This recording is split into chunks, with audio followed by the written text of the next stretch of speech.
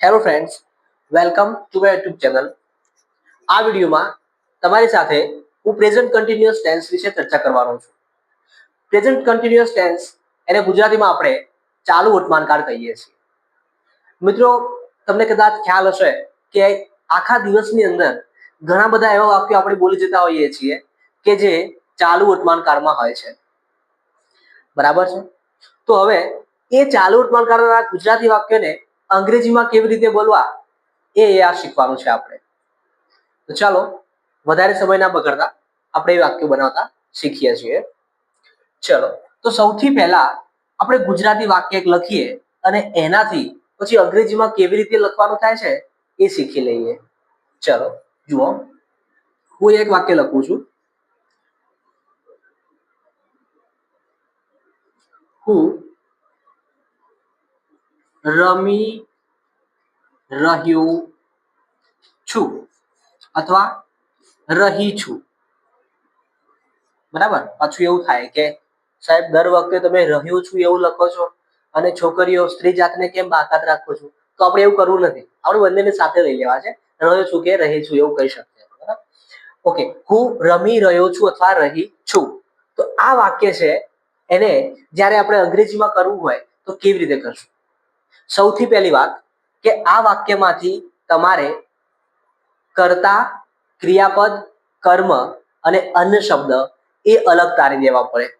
જો આ ચાર વસ્તુ અલગ તારવાઈ જાય તો એના પરથી તમને સરળતાથી અંગ્રેજી વાક્ય બનાવતા આવડી જશે.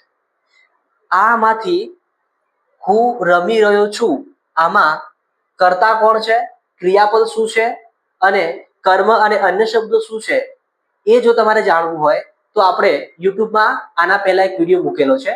એમાં તમને શીખવાડ્યું છે કે હા, ગુજરાતીમાં કર્તા ક્યાં હોય છે, ક્રિયાપદ ક્યાં હોય છે, કર્મ ક્યાં હોય છે અને પછી અન્ય શબ્દ ક્યાં હોય છે. અને એ ગુજરાતી વાક્યના જે વાક્ય રચના છે એને અંગ્રેજીમાં કેવી રીતે લખાય છે એનો એક સરસ મજાનો વિડીયો આનો પહેલા બનાવેલો છે, તમે જોઈ લેજો. ચલો, અહીંયા આપણે શીખીએ છીએ. અમે હું રમી રહ્યો છું એમાંથી હું જે છે એ કર્તા છે, તો આને આપણે અંગ્રેજીમાં સબ્જેક્ટ એવું કહેશું. એના પછી હવે જુઓ, કર્તા કોને કહેવાય? તો જે કામ થઈ રહ્યું હોય એને કરનાર, એનો કરનાર કોણ છે જો આપણને ખબર પડે તો એ આપણો કર્તા છે. અને શું થઈ રહ્યું છે? તો એ કામ થઈ રહ્યું છે. તો જે કામ થઈ રહ્યું છે એ આપણું શું છે? ક્રિયાપદ છે. શું છે? ક્રિયાપદ. તો અહીંયા ક્રિયાપદ આપણું બને છે રમી રહ્યો છું અથવા રમી રહી છું. એ આપણું ક્રિયાપદ છે. અંગ્રેજીમાં આપણે એને વર્બ કહીએ છીએ, એટલે આપણે ટૂંકમાં એને વી લખશું. હવે કદાચ તમે આગળનો વિડીયો જોયેલો હશે, તમને ખબર હશે કે અંગ્રેજીની વાક્ય રચના કેવી છે. ત્યાં આપણે SVOE આવી રીતે એક વાક્ય રચના બનાવેલી છે. જ્યારે પણ તમારી સામે અંગ્રેજી વાક્ય આવે ને તો એ SVOE પ્રમાણેનું જ હશે. હા, જ્યાં તમે એક્ટિવ પેસિવ છે એમાં SVOE પ્રમાણેનું વાક્ય નહીં હોય, એમાં થોડોક ચેન્જ હશે. એ એક્ટિવ પેસિવનો વિડીયો પણ ત્યાં મૂકેલો છે, તમે એમાં સમજવાનો પ્રયત્ન કરજો. રાઈટ, આપણે હવે આ વાક્યને અંગ્રેજીમાં બનાવવાનો પ્રયત્ન કરશું. સૌથી પહેલા જુઓ, એસ પ્રમાણે લેવાનું છે. અત્યારે આપજો SVOE. તો હું જે છે એ પહેલા આવી જશે એટલે આઈ. ત્યારબાદ હવે વર્બ લેવાનું છે. તો વર્બ ક્યાં છે? આ રહ્યું આપણું વર્બ. રમી રહ્યો છું મતલબ કે રમવું. રમવું ક્રિયાનું અંગ્રેજી શું થાય? પ્લે થાય. હવે જોજો, ખાસ મેન મુદ્દો અહીંયા છે કે જ્યારે તમે સાદો વર્તમાનકાળ ભણતા હોવ છો તો એ વખતે કરતા પછી તરત જ તમે ક્રિયાપદનું મૂળ રૂપ મૂકો છો અથવા તો એસ કે ઈએસ વાળું રૂપ મૂકો છો અને એના પછી કર્મ અને અન્ય શબ્દ મૂકો છો. પણ થોડોક ચેન્જ આપણે એમાં કરશું કે કરતા પછી અહીંયા તમારે ટુ બી નું રૂપ મૂકવું પડશે. ટુ બી નું રૂપ કયું છે એ સમજી લો. જો મિત્રો કદાચ તમને ખબર ના હોય તો મેં એક વિડીયો આનો પણ શોર્ટ બનાવેલો છે, તો ત્યાં જઈને તમે જોઈ શકો છો. એમ, ઇઝ અને આર આ ટુ બી ના રૂપ છે ભાઈ. વર્તમાન કાળના ટુ બી ના રૂપ શું છે? એમ ઇઝ આર. અને એમાં ચાલુ કાળમાં તો ખાસ ચાલુ કાળના એમ ઇઝ આર, વર્તમાન કાળના ટુ બી ના રૂપ કયા? તો કે એમ ઇઝ આર. હવે એમ ઇઝ આર માંથી તમારે સબ્જેક્ટના પછી જે વર્બ મૂકો છો, આપણું મુખ્ય વર્બ છે આ રમી રહ્યો છું, એ મુખ્ય વર્બ છે, તો એ વર્બની આગળ તમારે એમ ઇઝ આર માંથી કોઈ એક વર્ડ કે જે લાગુ પડતો હોય એ અહીંયા મૂકવાનો છે. આઈ સાથે આપણે એમ લાગુ પડે છે, આઈ એમ. હવે આ પ્લે છે ને એ અહીંયા મૂકી દઈશું. ક્રિયા ચાલુ છે તો આપણે એને આઈએનજી કરશું, મતલબ કે આપણું સેન્ટેન્સ એક થઈ ગયું ક્લિયર અંગ્રેજીમાં. આઈ એમ પ્લેઇંગ. બરાબર છે. હવે આ સેન્ટેન્સને જ્યારે કર્તા વિભક્તિના જે સર્વનામો છે એની સાથે મૂકવું હોય તો કઈ રીતે મુકાય?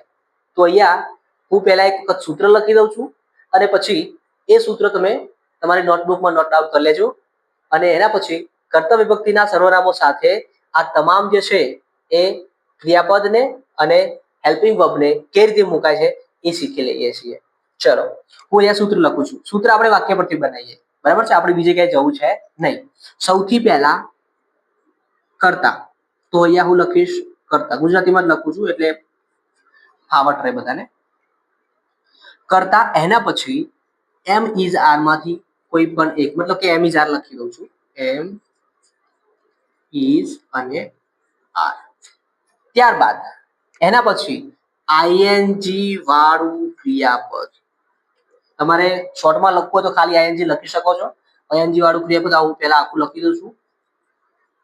એના પછી ઓબ્જેક્ટ એટલે કર્મ અને પછી અન્ય શબ્દ અને છેલ્લે પૂર્ણ વિરામ આવશે. બરાબર છે. પૂર્ણ વિરામ નહીં કરો તો વિધાન વાક્ય ખોટું ગણાશે. પોઝિટિવ સેન્ટેન્સની અંદર તમારે ફૂલ સ્ટોપ કરવું પડે, નહીં તો વાક્ય ખોટું પડે. ઓકે, તો આપણું સૂત્ર આવું બનશું. હું પેલા સૂત્ર પેલામાં લખું છું અલગથી, અત્યારે હાલ સમજી લો. કર્તા, આઈ કર્તા છે. એમ ઇઝ આર માંથી આપણે અહીંયા આઈ સાથે એમ લાગુ પડે છે તો એમ મૂકી દીધો છે. હવે આઈએનજી વાળું ક્રિયાપદ, તો પ્લે આપણું ક્રિયા હતી એને આપણે આઈએનજી લગાડી દીધું તો આઈએનજી વાળું ક્રિયાપદ મળી ગયું. હવે અહીંયા કર્મ અને અન્ય શબ્દ આ વાક્યમાં છે નહીં, આપણે મૂકવા હોય તો મૂકી શકીએ. I am playing cricket in the ground, તો ક્રિકેટ થયું એ આપણું કર્મ થયું અને ઇન ધ ગ્રાઉન્ડ એ આપણું અન્ય શબ્દ થયું. રાઈટ. તો ચાલો હવે હું તમારી સાથે એક આખો ચાર્ટ બનાવી દઉં છું. આ નોટ ડાઉન કરી દો પહેલા.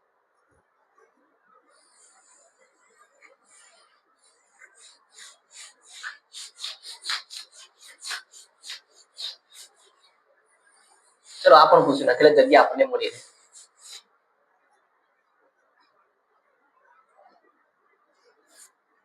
સૂત્ર લખી દઉં પહેલા તો મસ્ત. સૌથી પહેલા આપણે આવશે કર્તા, ત્યારબાદ એમ ઇઝ આર, આઈએનજી વાળું ક્રિયાપદ, પછી કર્મ અને છેલ્લે અન્ય શબ્દો. રાઈટ. આ આપણું સૂત્ર છે.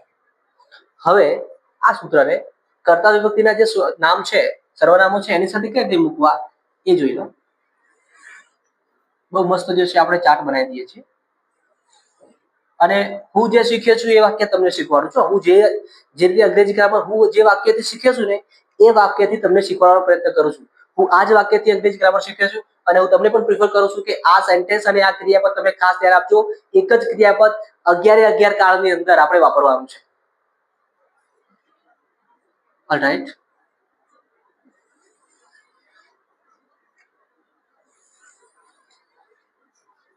ઓકે, હવે હું અહીંયા લખીશ આઈ. મિત્રો આ કર્તા વિભક્તિનું કોષ્ટક કદાચ તમને ખબર ના હોય ને તો એનો પણ એક શોર્ટ વિડીયો બનાવેલો છે, ત્યાં જઈને જોઈ લેજો. ચલો, I am playing, we are playing, અમે રમી રહ્યા છીએ. યુ આર પ્લેઇંગ, તું રમી રહ્યો છે અથવા રમી રહી છે. યુ આર પ્લેઇંગ, તમે રમી રહ્યા છો. હી ઇઝ પ્લેઇંગ, તે રમી રહ્યો છે. શી ઇઝ પ્લેઇંગ, તેણી રમી રહી છે. ઇટ ઇઝ પ્લેઇંગ, તે રમી રહ્યું છે. અથવા જો પુલ્લિંગ નામ હોય નિર્જીવ વસ્તુમાં અથવા સ્ત્રીલિંગ નામ હોય તો રહ્યો છે રહી છે આવશે. બરાબર, આપણે હા એમ કહે છે ઇટ ઇઝ પ્લેઇંગ તો તે રમી રહ્યું છે. ધે આર પ્લેઇંગ, તેઓ રમી રહ્યા છે. બરાબર, આ આપણું સેન્ટેન્સ છે. I am playing, we are playing, you are playing, you are playing, he she it is playing, they are playing. તમે જુઓ અહીંયા કે આઈ સાથે એમ છે અને હી શી ઇટ સાથે ઇઝ છે. બાકીના જે રહ્યા એમાં શું છે? આર છે.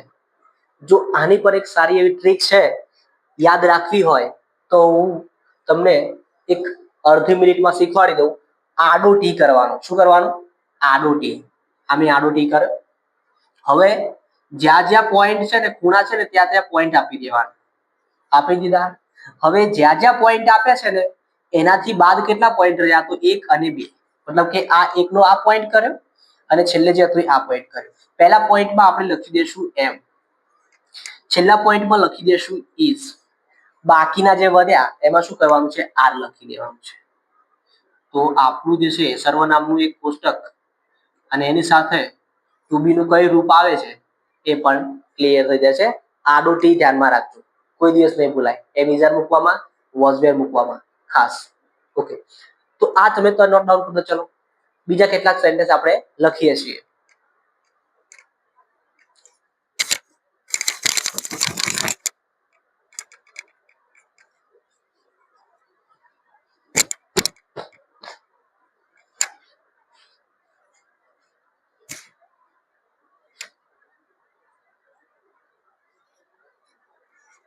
રાઈટ, વિડીયો સ્કીપ કરી અને નોટ ડાઉન કરી દેજો. ચલો સૂત્ર રહેવા દઈએ છીએ જેથી આપણને ફાવે.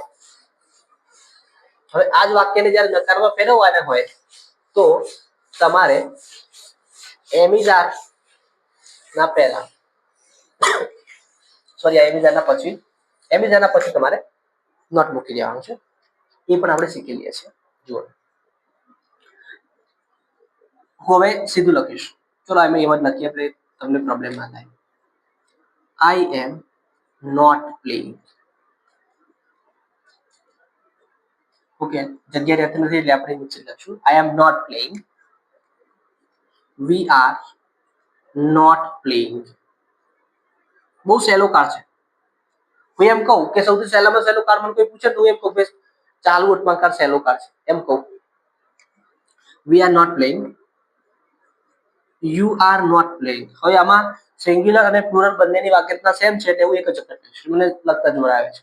You are not playing, he is not playing,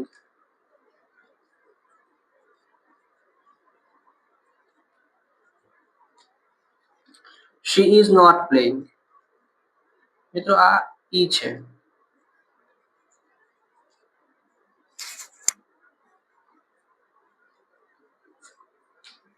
right,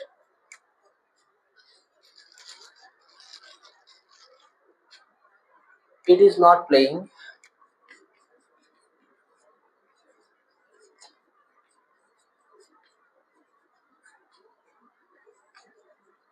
they are not playing.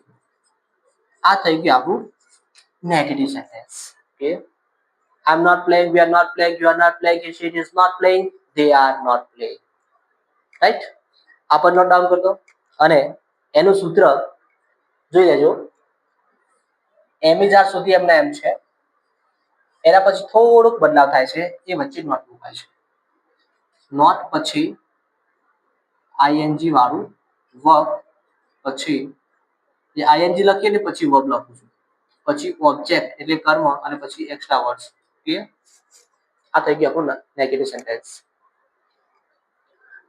આ જ સેન્ટેન્સને આપણે જ્યારે ક્વેશ્ચનમાં ફેરવવું હોય એટલે ઇન્ટ્રોગેટિવ સેન્ટેન્સ બનાવવું હોય તો કઈ રીતે બનાવે છે હું તમને એક બે સેન્ટેન્સ બતાવું છું, પછી બાકીના જે છે આપણે જાતે ગણવાના થશે. બરાબર, સોરી ગણવાના થોડા, આ તો દાખલો છે, બનાવવાના થશે.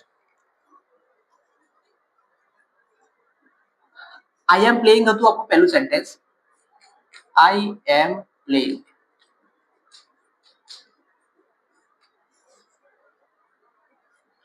હવે ધ્યાન આપજો, હું આ અત્યારે ખાલી તમને ઉપર છલ્લું શીખવું છું.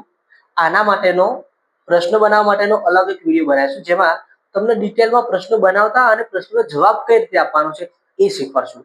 કારણ કે હું અહીંયા જો શીખવી રાખીશ ને તો વિડીયો લાંબો થઈ જશે, અને વિડીયો લાંબો થશે તો તમારે ધ્યાન જે છે મને ખબર નહીં કે રહેવાનું છે કે કેમ. તો સાલા મોબાઈલ હાથમાં હોય છે એટલે પછી ઘણી વખત આમ સ્લાઇડ જે છે એ ફેરો ફેરો કરવાનું થતું હોય છે. તો આપણે આને વધારે લાંબુ નથી કરવું.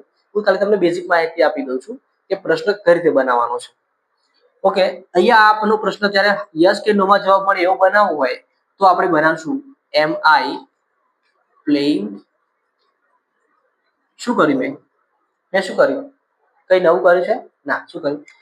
આ એમ છે ને એની આગળ આવી અને આઈ જે છે એમને પાછળ મૂકી દીધું. એમને શું કર્યું? આગળ લાવ્યો, આઈને પાછળ લાવ્યો.